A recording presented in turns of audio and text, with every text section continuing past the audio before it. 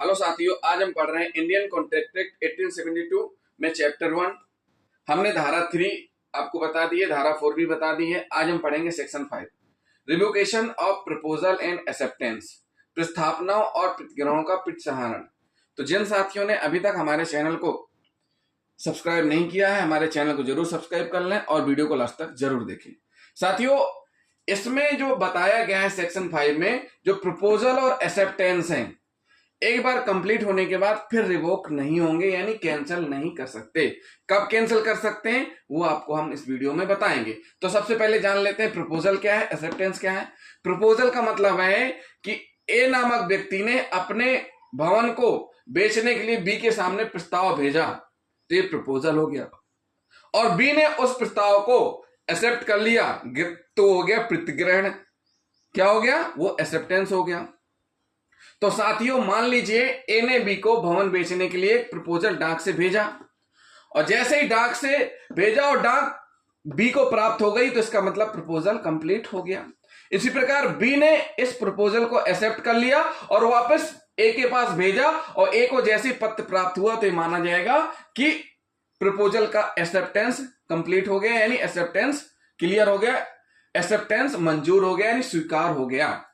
तो साथियों, अब इस प्रपोजल को कब कैंसिल किया जा सकता है, और जो एक्सेप्टेंस है इसको कब कैंसिल किया जा सकता है। मान लीजिए ए ने सोचा, यार हमें बी को प्रपोजल नहीं भेजना था, हमने जल्दबाजी में भेज दिया, अब ये अपना प्रपोजल वापस लेना चाहता है। तो प्रपोजल कब कैंसिल होगा? जो प्रपोजल ए ने बी को भेजा है मकान बेचने का, अपना भवन बेचने का, अगर वह प्रपोजल बी के पास पहुंचने से पहले, बिफोर मतलब बी के पास पहुंचने से पहले ही उसको वापस कर ले, कैंसिल कर दे। ए ने जो प्रपोजल बी को भेजा है और बी के पास पहुंचने से पहले ही उसको वो कैंसिल कर दे, तो क्या माना जाएगा? प्रपोजल का कैंसिल। इसी प्रकार मान लीजिए ए ने जो प्रपोजल बी को भेज दिया, बी ने प्रपोजल एक्सेप्ट कर लिया और वापस एक्सेप्टेंस किसको भेज रहे हैं? ए को। अब बी को लग रहा है कि यार उसने जल्दबाजी कर दी, उसको ये भवन नहीं लेना चाहिए, इससे अच्छा कहीं और मिल रहा है।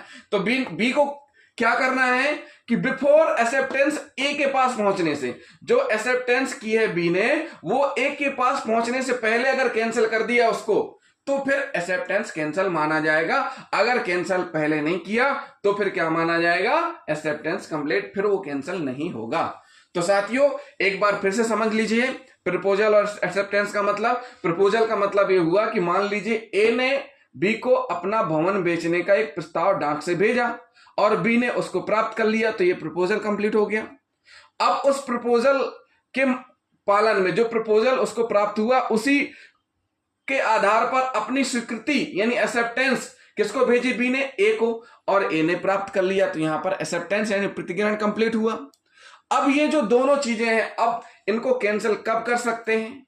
कैंसिल तब कर सकते हैं, मान लीजिए ए ने बी को प्रपोजल भेजा, अब ए को लग रहा है कि यार नहीं, यार बी के पास प्रपोजल हमें नहीं भेजना चाहिए, तो बिफोर ए के पास पहुंचने से पहले अगर उसको कैंसिल कर दे वो, तो फिर प्रपोजल कैंसिल माना जाएगा। अगर बी के पास पहुंच गया तो फिर कैंसिल नहीं हो सकता।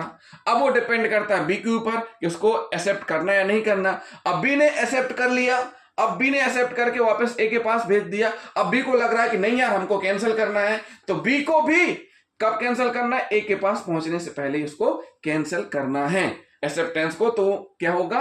रिवोक कहलाया जाएगा। क्या कहलाया जाता है? वो रिवोकेशन। ये जो कैंसिल हो रहा है, जो प्रपोजल कैंसिल हो रहा है, एक्सेप्टेंस कैंसिल हो रहा है, ये क्या कहलाता है? रिवोकेशन कहलाता है। तो किन किन स्टेजों में कर सकते हैं? प्रपोजल पहुंचने से पहले और एक्सेप्टेंस पहुंचने से पहले रिवोकेशन किया जा सकता है। एक बार ये कंप्लीट हो गया फिर रिवोकेशन नहीं हो सकता है।